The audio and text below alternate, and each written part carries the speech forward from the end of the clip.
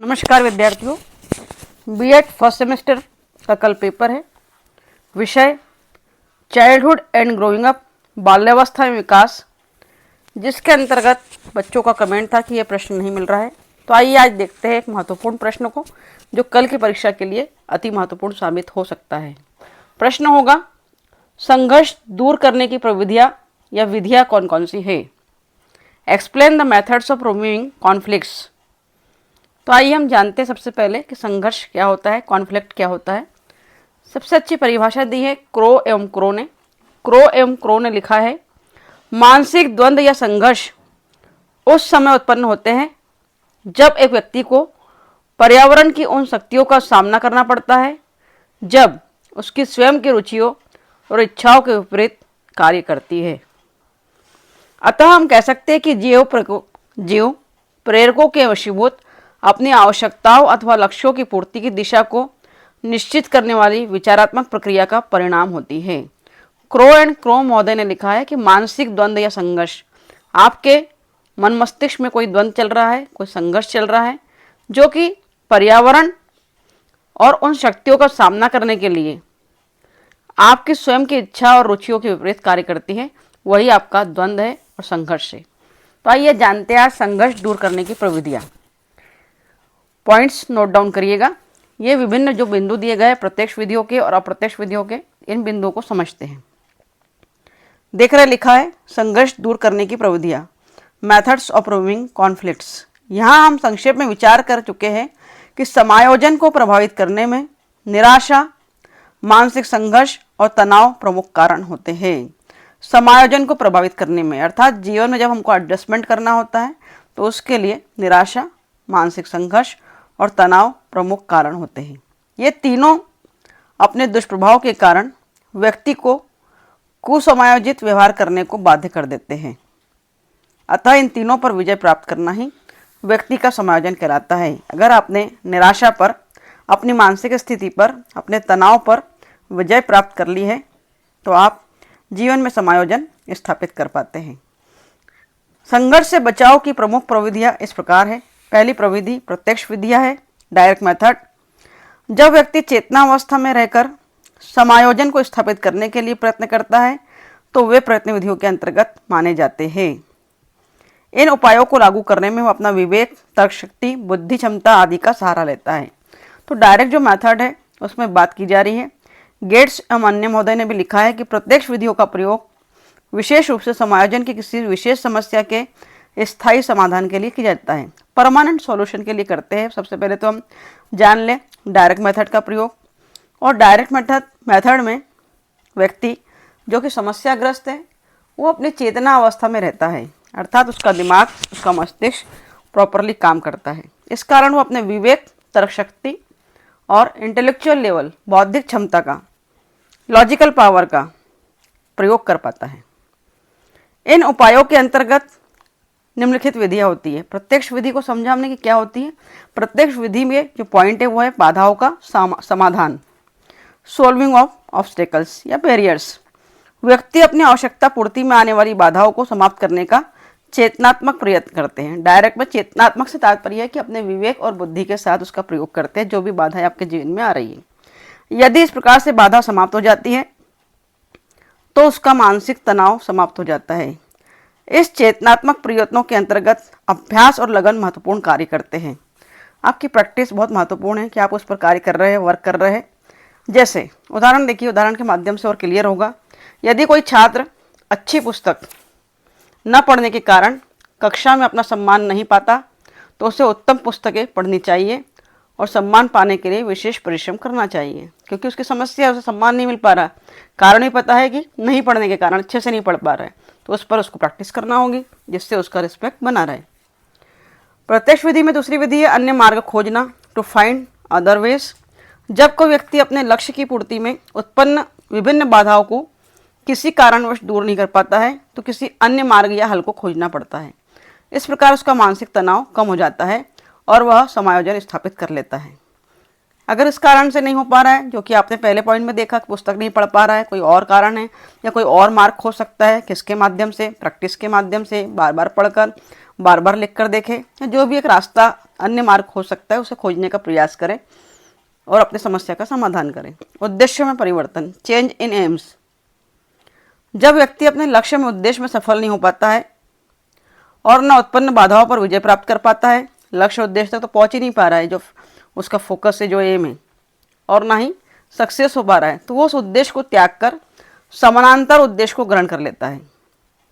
तो आपको उस एम को, उस लक्ष्य को ही त्याग देना चाहिए, ऐसा कहा जा रहा है। जैसे उदाहरण के माध्यम से देखिए, जो बालक पढ़ने में अपना नाम ऊंचा नहीं कर पाते, वे खेलने में नाम ऊंचा करते हैं या खेलने में अपने आप को फेमस करते हैं।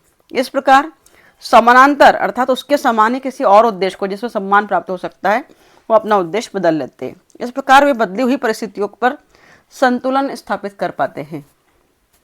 विश्लेषण एवं निर्णय, प्रत्यक्ष विधि का एक अंतिम पॉइंट है चौथा, एनालिसिस एंड डिसीजन। विश्लेषण एवं निर्णय का प्रयोग सभी व्यक्ति नहीं कर पाते। एनालिसिस जो होता है आपको स्वयं अपने आप का भी करना पड़ता है, तो हर व्यक्ति नहीं कर पाता। जब मनुष्य परिस्थितियों में घिर जाता है तो वो मानसिक संतुलन खो बैठता है। कई बार परिस्थितियाँ, सर्कमस्टांसेस ऐसी बन जाती है कि हम हमारा मेंटल बैलेंस खो देते हैं। उसे लक्ष्य प्राप्त करने के लिए कोई उपाय, कोई मार्ग खोजना पड़ता है।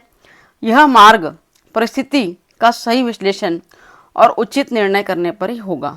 अगर आपको लक्ष्य प्राप्त नहीं हो रहा है तो विश्लेषण करना है, परिस्थिति का सही विश्लेषण कि कहाँ क्या क्या प्रॉब्लम रही, कहाँ मैं स्वयं भी गलत रहा, और उस आधार पर उसको उचित निर्णय लेने पर ही निर्भर होता है। इस प्रकार से व्यक्ति अपना संतुलन स्थापित करने में समर्थ होता है।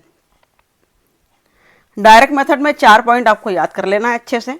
पहला पॉइंट प्रत्यक्ष विधि का है बाधाओं का समाधान, दूसरा पॉइंट है अन्य मार्ग खोजना, तीसरा उद्देश्यों में परिवर्तन, चौथा विश्लेषण एवं निर्णय। बहुत ही सरल पॉइंट से हम बात करते हैं अप्रत्यक्ष विधियों की। इनडायरेक्ट मेथड, डायरेक्ट मेथड में क्या देखा कि चेतना शक्ति का प्रयोग करते हुए विवेक और बुद्धि का प्रयोग करता है और फिर समस्या का समाधान खोजता है।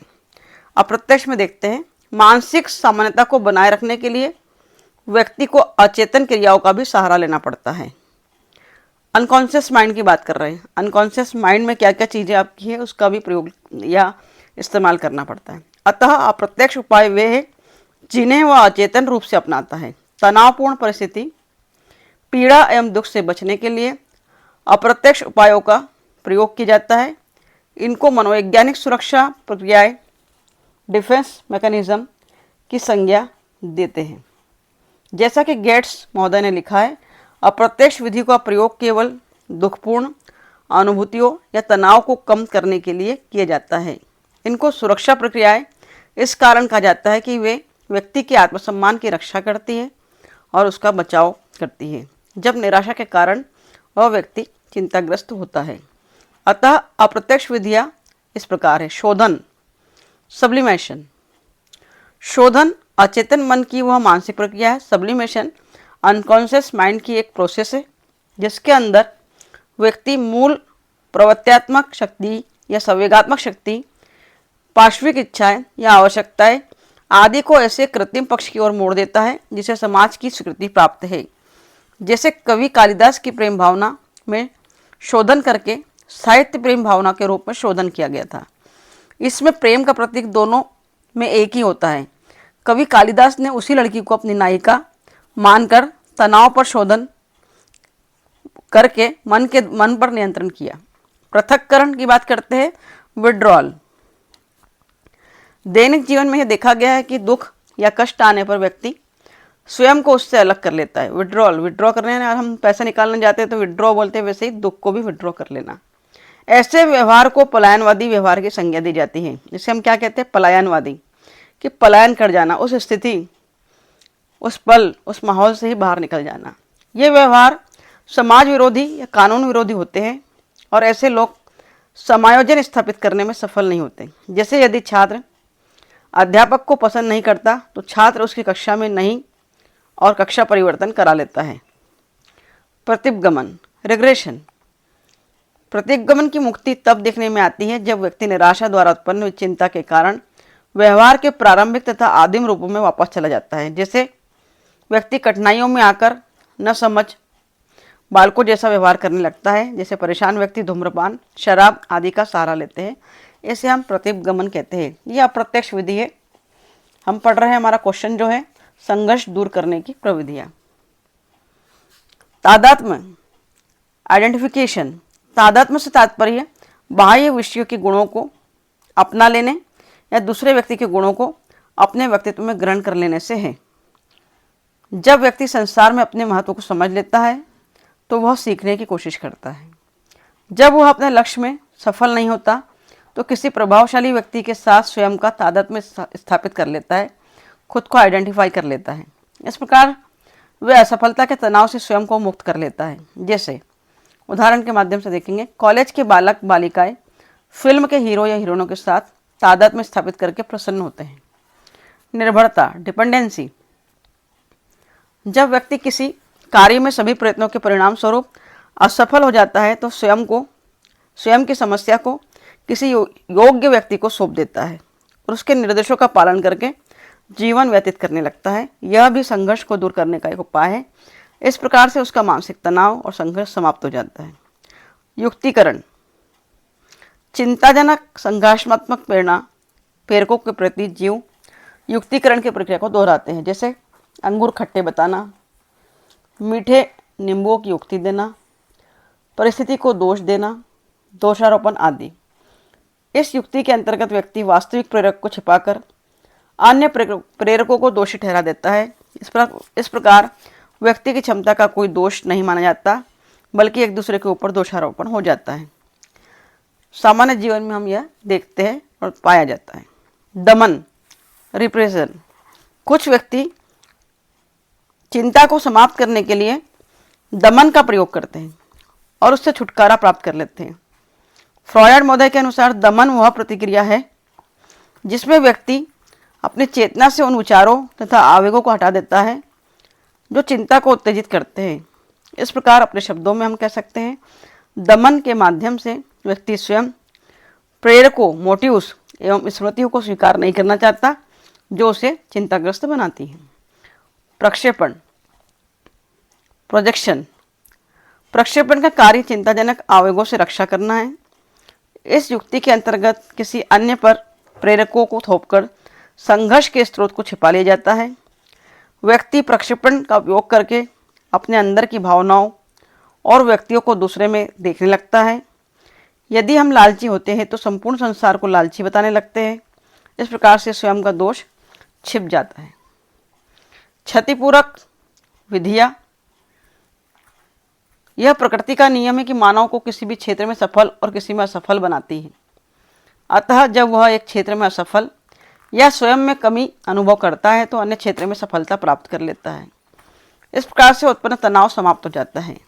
जैसा कि क्रो एंड क्रो महोदय ने लिखा है, क्षतिपूरक विधि अतिरिक्त शक्ति के रूप में गुणों के विकास में प्रयोग करना है जिससे कि वह वास्तविक या काल्पनिक असफलता के कारण उत्पन्न तनाव को कम कर सके। यह भी संघर्ष करने की एक विधि है, एक गुण है। आगे देखते हैं आक्रामक विधियां। Aggressive method. आक्रामक विधि से तात्पर्य व्यक्ति द्वारा उत्पन्न विरोधात्मक व्यवहार से है जिसमें उसके द्वारा बाधा या रुकावट या आक्रामक व्यवहार के द्वारा विरोध या सामना किया जाएगा, बहुत अग्रेसिव हो जाएगा विद्यार्थी या व्यक्ति। इस विधि से व्यक्ति का मानसिक तनाव, मेंटल डिप्रेशन में जा सकता है।